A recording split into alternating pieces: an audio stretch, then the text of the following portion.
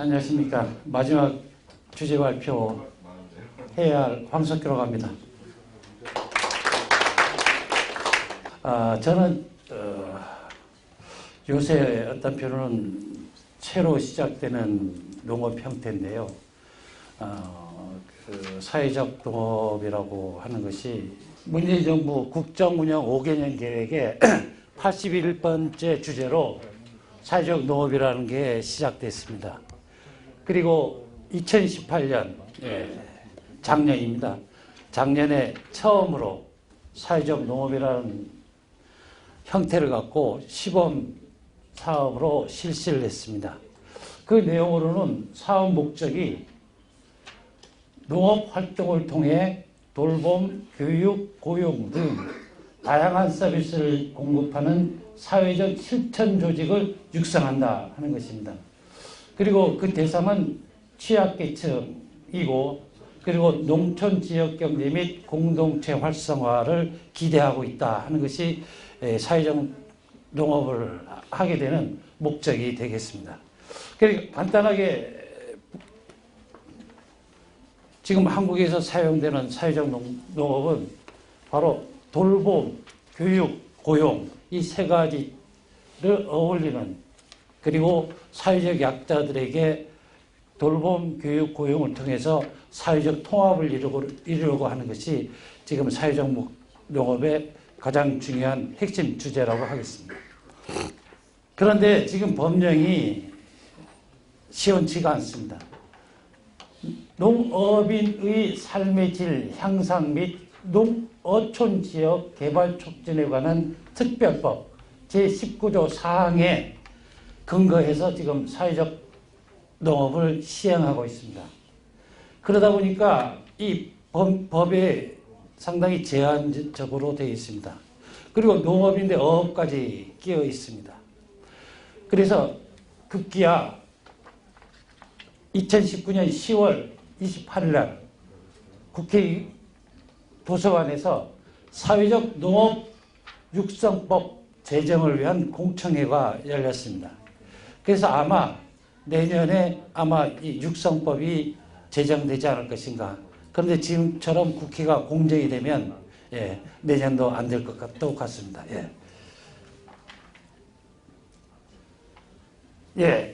이 사업 대상자 사실 저는 이 이야기를 하는 이유는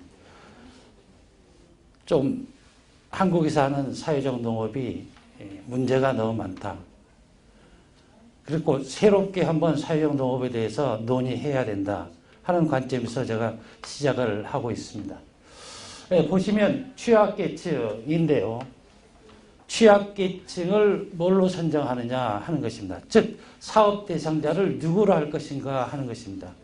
아까 우리 다케시 선생님께서 발표한 것처럼 일본은 장애인을 위주로 하고 있고 유럽에서는 다양한 취약계층을 대상으로 하고 있습니다.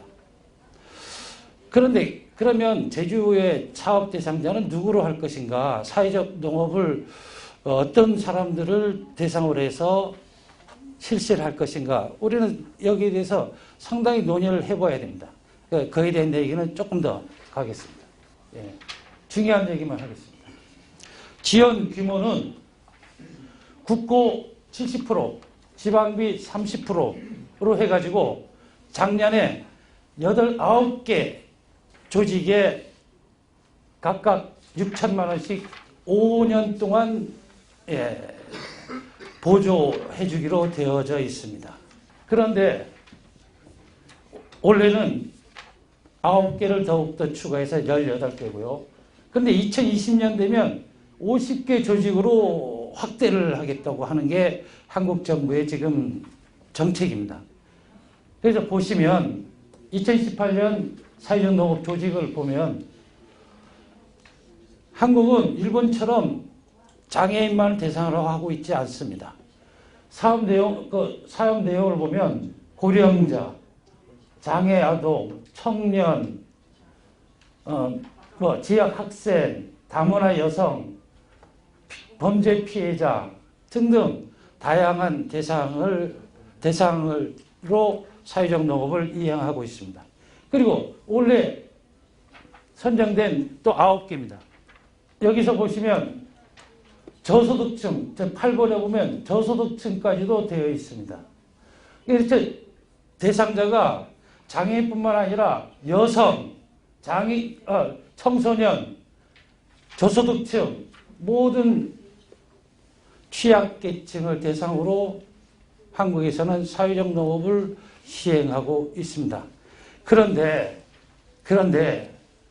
일자리 창출보다는 지금까지 사회적 농업은 돌봄에 주안점을 두고 있습니다.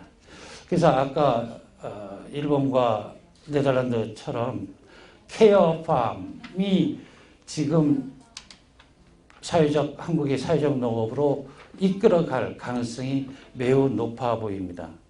그런데 저는 앞으로 케어팜보다는 소셜팜, 사회적 농업 개념 그 자체로 진행되어야만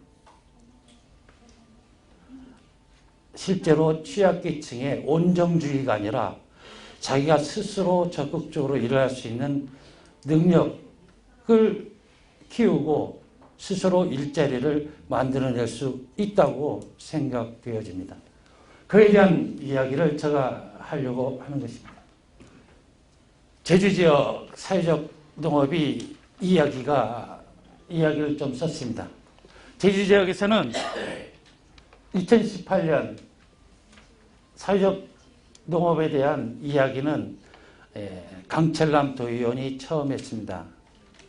그리고 2018년 말에 10월 30일에 이 문경원 의원님도 계셨지만 처음으로 도의회 주최로 해서 사회적 농업 구축을 위한 토론회가 개최되었습니다. 그런데 2019년에 제주도에서는 한국이 선정하는 사회적 기업에는 없습니다. 그러니까 8개 사업 중에는 제주도는 끼어 있지 않습니다. 그런데 제주도는 내년에 전국에서 50개 이상 사회적 농업 조직을 만든다니까 급기야 제주시와 서귀포시에서 사회적 농업 조직을 계획했습니다. 그래서 2019년 9월에야 제주시에서 공모사업으로 사라숲이라는 농업회사법인에게 사회적 농업 시범 회사로 선정을 했습니다. 사업비는 3,300만 원, 도비 90%, 자부담 10%로 되어 있습니다. 사업 내용은 한국형 사회적 농업의 내용과 같습니다. 그런데 서귀포시는 공모 사업을 했는데 계획서를 냈는데 그 계획서가 사회적 농업과 일치하지 않아서 실시하지 않았습니다. 즉 다시 말해서 정부가 50개 지역으로 확대한다니까 제주시와 서귀포시가 그걸 따라하려고 하는 것으로밖에 보이지 않는다 하는 것입니다. 다시 말해서 저는 사회적 농업을 하려면 제주에 맞는 사회적 농업이 진행되어야 된다고 생각합니다. 그렇게 해서 제가 구상한 내용은 이렇습니다.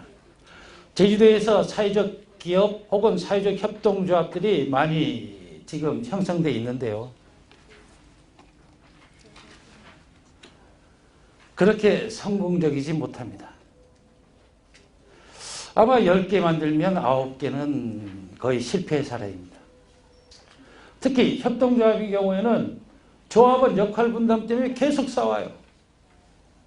또 사회적 기업은 1인 혹은 2인이 설립이 가능하기 때문에 이윤 추구에만 취약계층을 돌보지 않아요.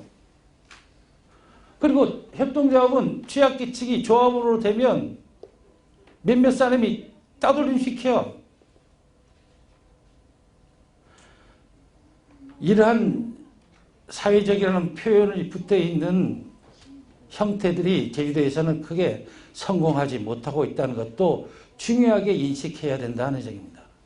그리고 농업 현상입니다. 제주도 이제 농업 외국인 근로자 아니면 할 수가 없어요. 다 외국인 근로로 다 바뀌어 있습니다. 그런데 그러면 청년들은 어디 갔느냐? 저는 남원 쪽에 가봤더니 다 선과장 하고 있었습니다. 그래도 돌아온 청년들은 선과장하고 농장을 크게 하고 있어요. 그런 정도의 위치가 되지 않으면 농촌에 들어오지 않습니다. 따라서 사회적 농업은 그러한 그 청년들에게 농업 기술을 가르칠 수도 있어야 됩니다.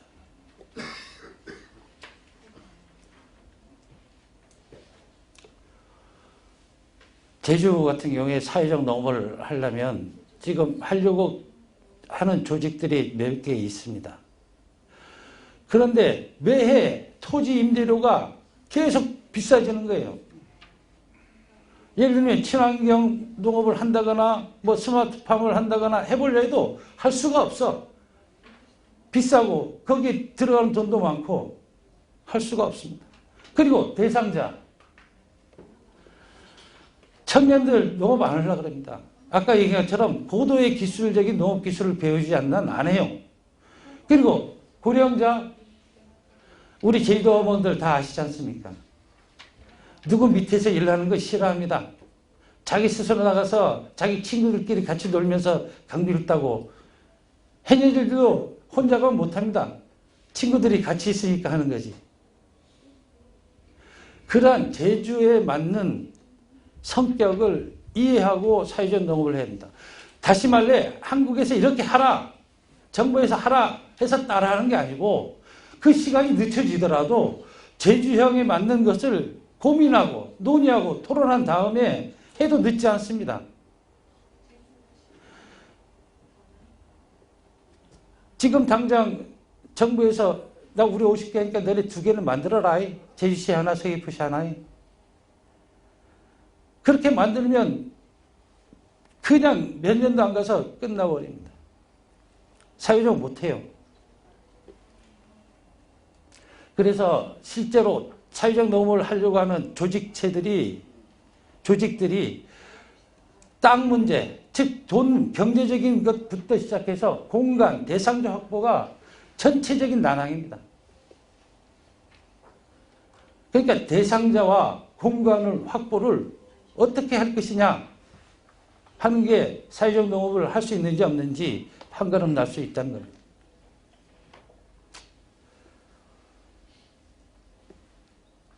시간이 없으니까 저는 사회적 농업을 다음과 같이 생각합니다. 앞선 한국의 사회적 농업은 고용, 교육, 돌봄밖에 없습니다. 이것만으로 사회적 농업이 이루어질 수 없습니다. 판매가 아까 최랑혁 하신 선생님이 말씀하신 것처럼 판매, 기반 구축이 단단하지 않으면 사회적 농업은 그냥 농장에 맡기고 끝나버립니다. 일본식적으로 복지단체에서 장애인만 돌보고 하는 걸로 끝이에요. 그 누구도 돌아보지 않습니다. 제대로 제주 사회 농업을 책임질 수 있는 그러한 어떤 표현은 기반 구축이 가장 중요하다는 겁니다. 그래서 판매까지 해줘야 됩니다. 그리고 성찰해서 다시 제주형 사회적 농업을 구축해야만 되는 겁니다. 유럽식, 일본식 아닙니다. 제주식이어야만 됩니다. 대상은 고령자, 장애인, 다문화, 한부모 가정, 전과자 등등 제주 청년까지 모든 고용 능력을 갖출 수 있는 사람들을 대상으로 해야 됩니다. 저는 새롭게 생각해낸 게 작년에 베트남을 갔는데 베트남 다낭을 갔습니다. 가서 베트남에 보니까 소주가 한국 소주가 다 있어요. 그런데 그 소주에 깔라만시를 타먹으니까 아주 좋아요. 그런데 우리 제주도에 사라져간 농업 작물들이 많습니다. 깔라모시아 비슷한 탱자도 진짜 하나도 안 보이고요. 우리 어렸을 때 많이 먹었던 졸갱이 제일 맛있지 않습니까? 아마 제주식 바나나가 아닌가요? 그런 것도 보이지 않습니다. 그리고 본래 어떤 편은 이런 것도 주스를 활용하거나 다양하게 졸갱이 아이스크림을 만든다거나 이런 작물들을 새롭게 만들어내야 됩니다. 이거는 다시 관광과 연계될 수도 있고 제주에 와서만 먹어볼 수 있는 농작물이 있어야 한다는 것입니다. 그런 것들을 사회적 농업에서 충분히 친환경적으로 할 수 있습니다. 왜? 이 작물들은 제주 토양하고 딱 맞거든요. 그러니까 아무데나 다 자라. 이런 것들을 놓치고 있는 거예요. 또 삼동. 이런 제주 아주 좋은 농작물들을 왜 이거 잊어버리는지 이런 것들도 고민해야 될 걸로 생각됩니다. 그래서 제가 느낀 성찰은 그렇습니다. 공공자원의 토지를 사용해야 한다. 농업조직들이 자기 개인 땅이나 혹은 사회적 농업을 위해서 토지를 임대하거나 이래서는 사회적 농업을 하는데 문제가 많을 것 같다는 얘기입니다. 그 다음에 사회적 농업은 지속성과 연속성이 있어야 합니다. 한번 하다가 안 되면 끝 하면은 피해자는 취약계층입니다. 지속성과 연속성이 담보돼야 되고 그리고 안정성이 도모돼야 됩니다. 그리고 판매 경로 및 혹은 복지단체, 다양한 시민단체와의 네트워크가 확실히 돼야 되고 돈으로 되는 합리적인 것보다는 성찰적이야 사회적 기업은 살아남을 수 있습니다. 그래서 저의 혼자의 생각입니다. 한국에 지금 하고 있는 사회적 농업과 아주 판이하게 다른 제주에 맞는 사회적 농업 재단이 만들어져야 된다. 이것은 어떤 편은 고령자들이 농업 기술을 젊은 사람에게 전수해주는 그러한 고령자의 일자리 창출도 포함될 수 있을 것 같습니다. 이처럼 노인과 청년들 그리고 취약계층들을 제대로 사회에서 이 사람들은 우리 사람이다 라고 하는 것을 보여줄 수 있는 사회적 농업을 위한 재단 설립이 중요하지 않겠는가 생각합니다. 이상입니다.